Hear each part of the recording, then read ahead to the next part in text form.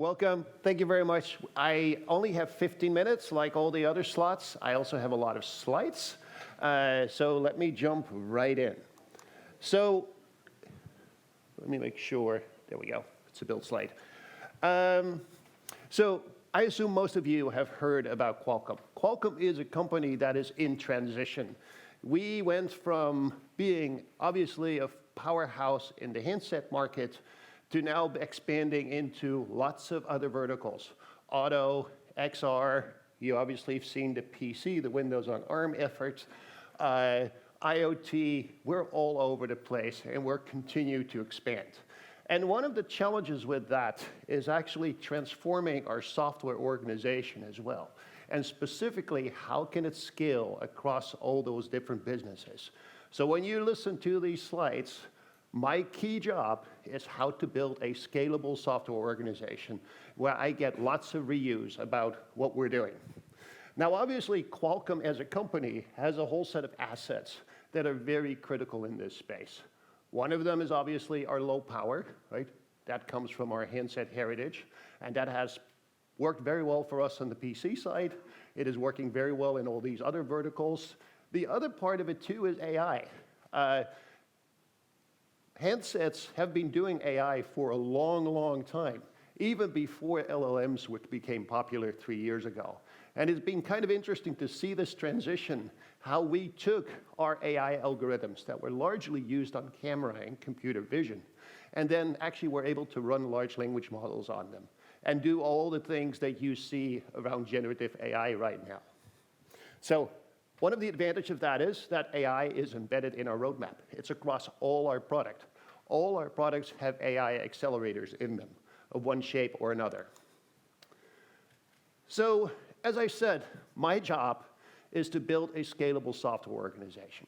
And one of the key things we've been looking at and we've been driving, and I refer to it here as simplification, because that's in essence what it is. Now, internally, we've got other names for it, and we've got a whole bunch of initiatives around it, but effectively it comes down to two things. One is mainlining our software stacks, and that applies to things like Linux, but it applies to our camera stack, it applies to our ISP stacks, whatever you can think of. We have lots of complicated stacks, and all of that needs to be integrated. And what does mainline mean here? Mainline means there is one version of that software stack, and it supports all our products across all our product lines. And that's a massive undertaking because we're coming from this consumer electronic mindset where you build a product, it lasts for a few years, you build a software product for it, and then you move on. The next product is going to be entirely different. That no longer works, especially not if you have to give 8-year lifetime guarantees for handsets, 10-year for IoT, 15 for auto. You have to have software stacks that evolve and grow with the existing products. Another part of that, too, is actually consistent boot environments. So we've been on an effort to get system-ready launched in everything we do. And I'll talk about that a little bit later, too, but you've seen it on the IoT devices already, and I talked about that last year as well. And then open source is a key component of it. Because open source is also about, like, hey, how can I harness, how can I help the community as well as help myself? There's a lot of stuff I don't have to reinvent because the community has already done it, and it's much easier to adopt that. The same thing for public standards.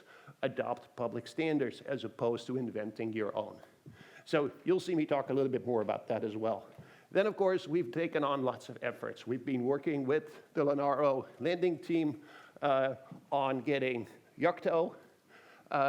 We now have co-ownership around the Yocto meta layers.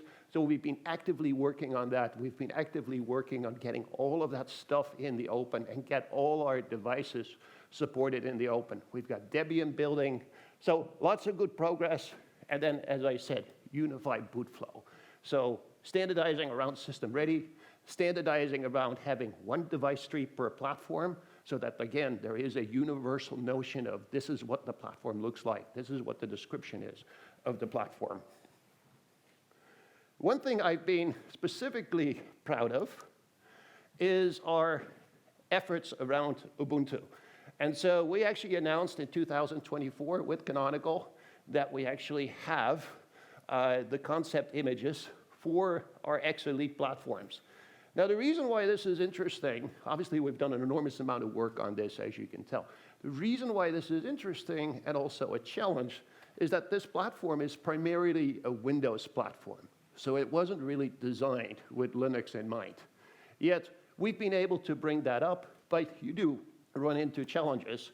I read the Phoronix article that was posted last week, and I think that has some fair criticism.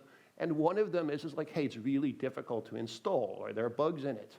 Now, all those bugs we have actually fixed, but getting them out to the OEM, having the OEM do a BIOS upgrade for this, or in some cases have the ODM do a BIOS upgrade, which then the OEM needs to distribute, is a real challenge. So what we've actually done for the next generation product that will be coming out this year, we've been working with ARM, with NVIDIA, with Microsoft, and we defined something called the PC-BSA. So the PC-based system architecture. Think system ready for PC. And that has as definition, it has to boot Windows and it has to boot Linux. So that will be the standard going forward there, and that will make a lot of these kind of challenges that we're currently running into with Hamoa a lot easier. But pretty excited about this. The developers, certainly in my organization, they like this platform and very much depend on it. Oh, I need to make sure I point in the right direction. So obviously, Qualcomm continues to do lots of contributions to Linux. We've been working closely with the landing teams, so great relationship there. We've been adding support for many new platforms that we're building, many new SoCs that we're actually putting out, specifically in the IoT space. We tend to take parts that we've already done for other projects and then rebrand them and update the software stack for it and put them in the IoT space. You can sort of read through this yourself. Again, in the interest of time, I will not spend too much time on it. But basically, again, we have a gamut of technologies all the way from Wi-Fi to power management to video to sound. All of that's being enabled. Looking at the statistics, again, together with the Linaro lending team, we're continuing to be an active contributor to Linux. And we're continuing to make lots of contributions together. So thank you for that, and that number continues to increase. So let me change gear a little bit. So you've heard about Windows on ARM. So obviously, this is something we've been very actively working on. We've been working with the community around really what I call the base layer of software. Now, obviously, because Windows on ARM still has a legacy, or Windows has a legacy issue, there is about 40 years of x86 software there. Emulation, specifically through Prism, is extremely critical for us. And so we've been working closely with Microsoft on tuning that, adding capabilities to the hardware to do the binary translation more efficiently. And that's been a good effort. That actually allows us to run a lot more software. Then obviously we've created a developer portal where we have a list of like everything that runs on Qualcomm and has been tested on Qualcomm. So that's sort of, as I say, the base enablement. That includes all the tools, the LLVM tools that we've been working together on with Linaro and Microsoft. It includes other kinds of tools. Then, of course, there is the AI component. As I said, every part that Qualcomm ships has an AI accelerator in it of some sort or some shape. Some are bigger, some are smaller. It depends a little bit on what the function of it is. So putting all the tools out of that, working closely with Microsoft again on that ecosystem, getting the Onyx supplicants and all of that supported, that's been a lot of effort. And then the third one is quite interesting, and that is gaming. So a lot of effort has been going into gaming and optimizing for games. It's one of the things that people are really interested in, especially when they buy a high-end laptop. They want to have a good gaming experience. And so then you run into things like all the anti-cheat mechanisms, which is actually a fascinating problem by itself, because in order to do anti-cheat and to detect that you're running on real hardware as opposed to an emulator, these folks are doing all sorts of interesting hacks, which are very hard to emulate or not emulatable at all. So there's been a lot of effort actually getting that to run natively so we can start enabling all these game engines. So this is, in a nutshell, sort of where the focus is on our Windows on ARM efforts. So let me now change gear again. We have done a number of acquisitions over the last year. And I sort of wanted to put that in context for you, what we're actually doing there. So first of all, we acquired Foundries. So Foundries provides sort of this base layer of an OS, and it can manage millions of devices. It can manage devices at scale and keep that up to date. And that's the OS, and that's the firmware that runs on it. And they can do this securely, as you would expect. And of course, one of the big benefits there, right, is to address all the CRA concerns, or the new CRA regulations, and addressing those concerns. So that's one part of it. That provides the base platform. The other acquisition we did, and we call it AI Hub, is really you should think of as an app store for AI models.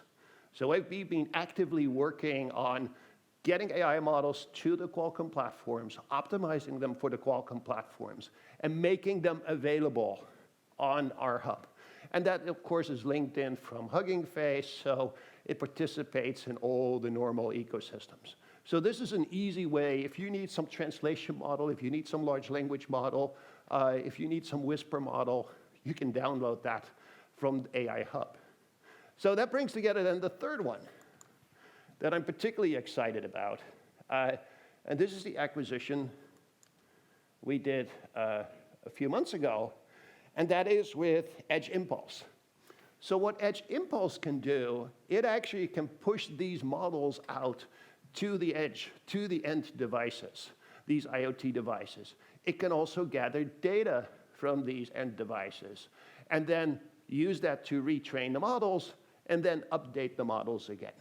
So, for example, I know the Foundries folks did a demo where they were at Embedded World, and they basically had an algorithm that recognized faces in that audience, and it had a success rate that wasn't particularly great. And so what they did is they recorded the live stream using the Edge Impulse and the Foundries technologies, right? Recorded that, retrained the model, pushed it back down onto the device that was active on the floor, and all of a sudden the accuracy went way, way up, right? So this is sort of the strength of these three acquisitions, right? We're bringing together the base foundation of the platform so we can securely keep that up to date. We're having an AI store where we're actively developing AI models and making them available and easy to use for our customers. And then there is the Edge Impulse component where we actually can keep the models up to date. We can get data, retrain the models on them, and again, push that out. So AI at the edge for Qualcomm is actually much more than, hey, we got a bunch of platforms that have accelerators in it. We're actually getting into the solution space where we're actually delivering solutions right to our customers and provide that as a service. So pretty excited about that particular move. Okay, you guys have seen this slide before. And in the interest of time, I'm not going to talk about all of it. But we've got this notion of developer first, really pivoting the Qualcomm mentality, the Qualcomm culture about focus on the developer. What is it what they need? How do we make things easy for them to use? Again, that first statement I made about simplification, that is throughout here. Open source is a key component of that because a lot of our developers, certainly in the IoT space, are working with open source components. So making sure that works out of the box and that is a good experience is absolutely critical. And it helps Qualcomm too, because it helps us to scale. We don't have to reinvent everything anymore.